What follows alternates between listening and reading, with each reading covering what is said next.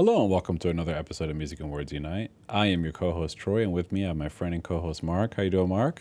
Yo, yo, yo. And today, I'm going to surprise Mark with something that's very relevant to this channel. If you've been following this channel at all, you're going to see what I mean. There's many aspects of things in this video that are related to the channel, but Mark is a big Black Sabbath fan, Ozzy Osbourne fan. I am. Yes, and one of your favorite bands is Black Sabbath, right? Was that fair to say, Mark? Maybe. All right. And yeah, so we actually have a Black Sabbath episode coming out, or it's already out. I'm not sure when this video is going to come out, but all I can tell you is check that episode out. We actually did a track-by-track review of the first Black Sabbath album. I had never heard it in its entirety, so it was a first for me. So we did that. All right. But today, I'm going to have Mark react to something and just hang out. It's a short video. We're just going to... This one is probably going to be a short video, but I thought it would be fun for Mark and maybe fun for you, and we can watch it along together, all right? And a tribute to Ozzy, right? Ozzy, you know, rest in peace, recently passed away, so I thought this was a cool tribute, a cool thing to see. And yeah, Mark, well, ready? Fingers crossed we don't get blocked. Okay, yeah. You know what? I don't think we will on this one, but we'll see. All right, Mark, you ready? Hi, metal congregation, and welcome to Birmingham on a truly momentous day. I'm here with Black Sabbath and their fans to celebrate their homecoming and final ever gig at Villa Park Stadium. The world's greatest rock stars, including our own dear Papa, have jetted in from all over the world to honour Ozzy and Black Sabbath as they bow out from a career spanning 50 years. It's going to be a highly emotional day for everyone as an incredible era draws to a close with one giant celebration that closes the circle. Join GTV as we go back to the beginning with Black Sabbath and Ozzy.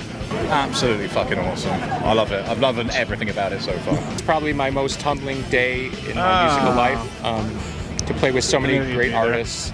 What did you say? What did you say, Mark? I knew he'd be there. I mean, it's all coming together. We got Black Sabbath, Ghost, and Billy Corgan on the same video on this channel.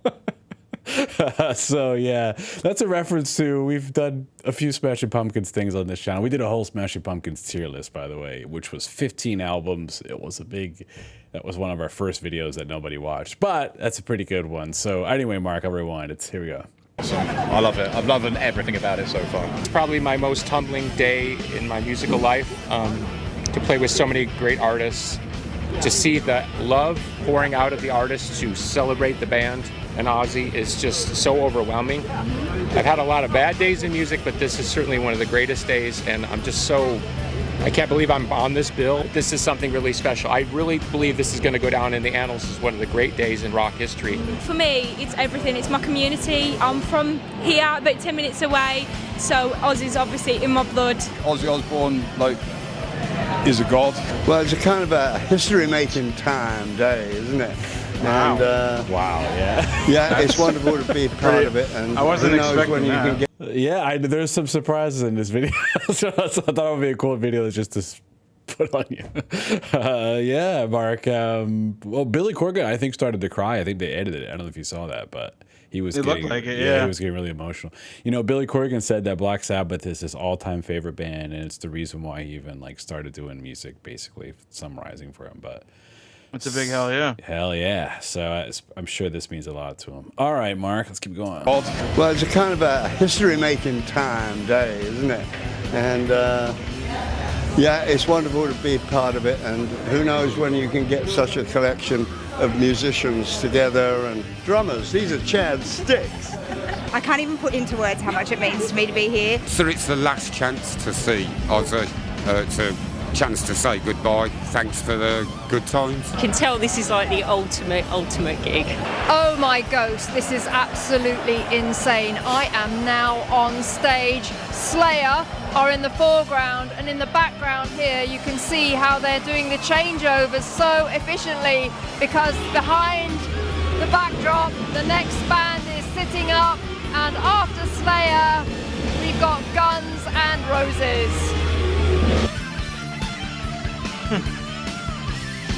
I am side of stage and the atmosphere here is absolutely electric. The crowd are so incredibly loud and Papa is on stage.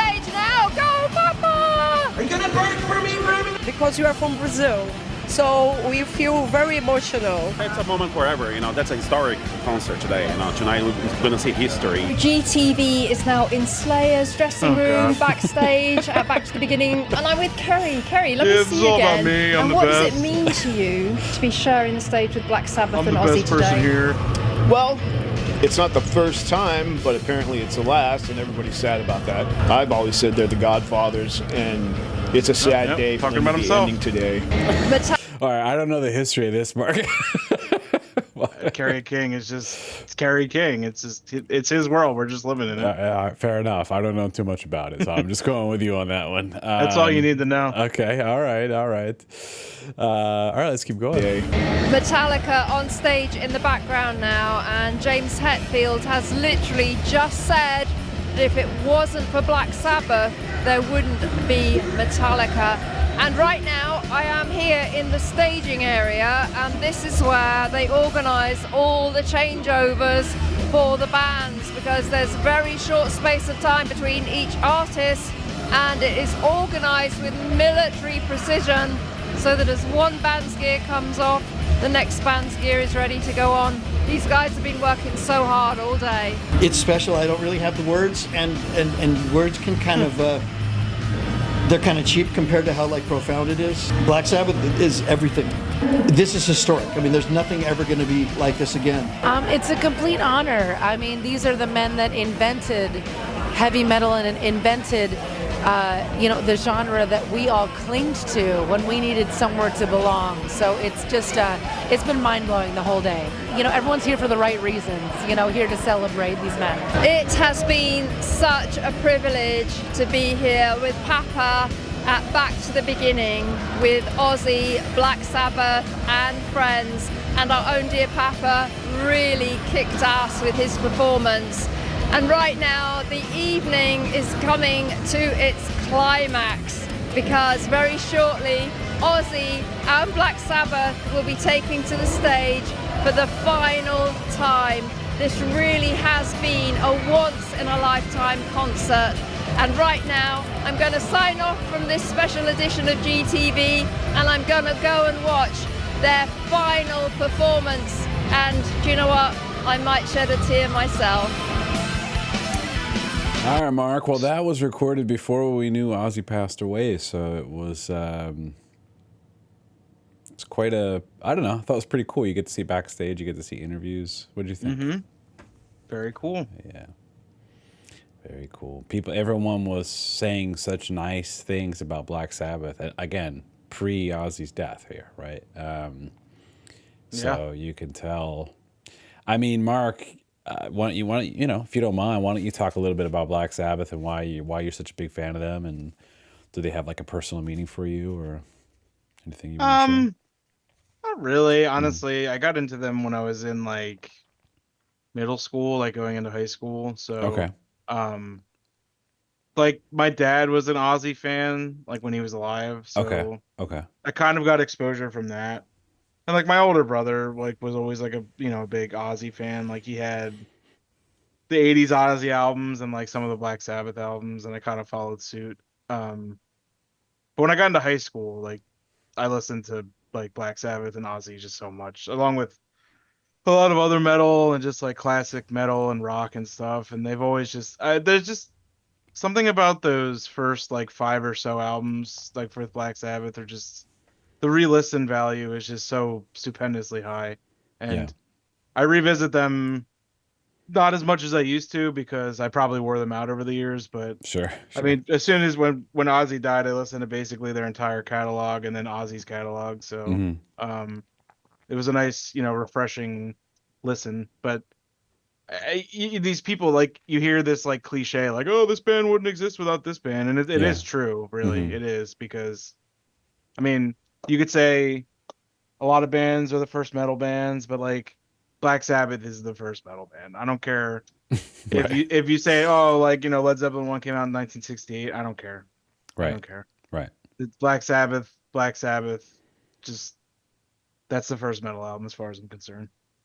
Yeah, totally agree, Mark. And I thought this was a pretty cool video. I hope I hope they. I'm assuming they did record the concert professionally, so I'm assuming they're going to put out some kind of Blu-ray or of this whole concert, because that would be really cool to see everyone's. That would be cool, yeah. Official performances and everything, and I would definitely get that because so many great artists there, right? And also artists playing together too. They were doing a lot of collaboration and stuff. So that I think when this was current, you could stream it, right? Yeah, it was streamed. Yeah, so they took it down. They took all those streams down because I think they want to make I'm guessing they want to make sell it or whatever. But so yeah, Mark. Well, that's nothing special, right? This just came up on my feed today, and I watched it earlier, and I was like, oh, Mark would find this cool, especially like Billy Corgan popping out in a Ghost video and basically crying on camera about Black Sabbath. I thought it was just kind of a crazy little thing to see today, but makes sense though. I know Billy's a huge, obviously it's his favorite band, so he's got an eclectic taste, so I'm not surprised. Yeah, that's true. And I was thinking about it, Mark. I mean, obviously I really like Ozzy. I grew up listening to it, right, when I started listening to rock and metal music. And more so the solo Ozzy stuff, more so than Black Sabbath when I was younger. But in my recent years, I've been listening to Black Sabbath more. But I can relate to what Billy's saying, because if your absolute favorite artist dies, it's got to be extremely emotional because they mean a lot to you, right? Like growing up, Yeah, I mean, it's like when David Bowie died for me. That was an extremely emotional day. Yeah. And I am certainly not one of the people that when a celebrity dies, I get, I weep and I'm like, oh my God. Sure. Right. But I don't know, you just feel it when somebody that you really admire and a musician that you really like over the years, you come to the realization that they're not going to make music anymore. They're not even going to be around anymore. And it's just it kind of hits you, it sucks, but it does.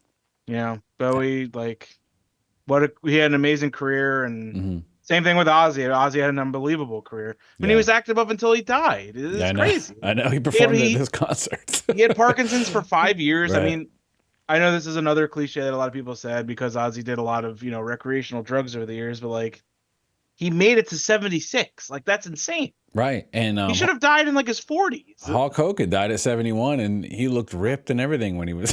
Yeah. Unfortunately, his heart couldn't take it, I guess. Yeah. So, I mean, that's a different story. But it's a different story for a different day. Exactly. Yeah. But, Mark, I would say when Prince died, it hit me pretty hard because, I've been a lifelong Prince fan. I've been to his estate, and I'm going to his estate next week again. So I'm a big-time fan.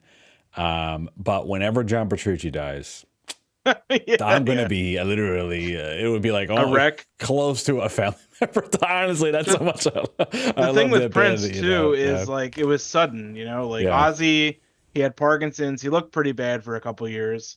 Yeah. I know we only knew Bowie had cancer for a very short amount of time, but he had cancer. Prince, that was just out of nowhere, man.